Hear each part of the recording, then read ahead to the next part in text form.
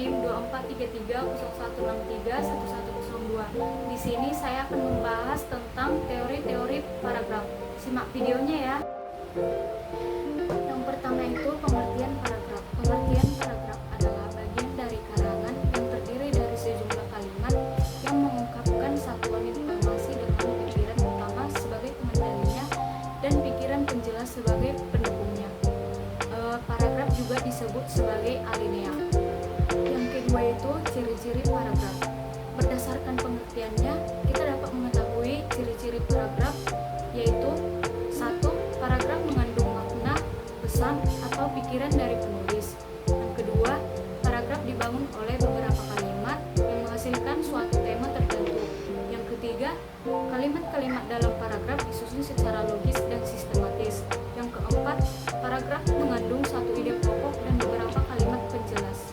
Yang ketiga itu unsur-unsur paragraf. Unsur-unsur paragraf terbagi menjadi 4 bagian, yaitu yang pertama topik atau gagasan utama. Yang kedua, kalimat utama. Yang ketiga itu kalimat penjelas atau pendukung. Yang keempat itu konjungsi. Gagasan utama itu adalah topik, yaitu yang berfokus pada sebuah paragraf atau inti dari paragraf. Terus yang kedua, kalimat utama. Kalimat utama ini yaitu berisi tentang gagasan utama. Dan yang ketiga itu kalimat penjelas atau pendukung, yaitu kalimat yang menggambarkan atau mengembangkan dan melukiskan sebuah paragraf. Terus yang keempat itu konjungsi atau penghubung, yang disebut itu kata penghubung dari antar kalimat untuk menciptakan kepaduan dalam paragraf. Yang keempat itu jenis-jenis paragraf. Yang pertama itu paragraf deduktif, yang merupakan kalimat utama terletak di awal paragraf diikuti oleh kalimat-kalimat penjelas. Yang kedua, paragraf induktif, yang kalimat utama terletak di akhir paragraf yang diawali dengan kalimat-kalimat penjelas yang mengarah pada kesimpulan di akhir. Yang ketiga itu paragraf campuran, yaitu deduktif dan induktif.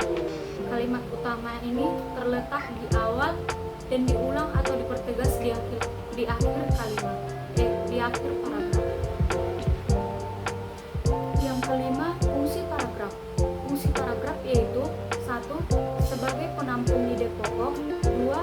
Memudahkan pembaca. 3. Penanda pikiran baru.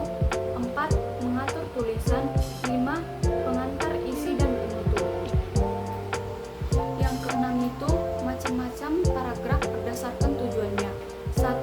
Paragraf narasi adalah jenis paragraf yang berisi rangkaian kejadian di awal hingga akhir kejadian berdasarkan urutan waktu. Yang kedua, paragraf eksposisi. Paragraf eksposisi ini adalah jenis paragraf yang berisi informasi secara mendetail kepada pembaca.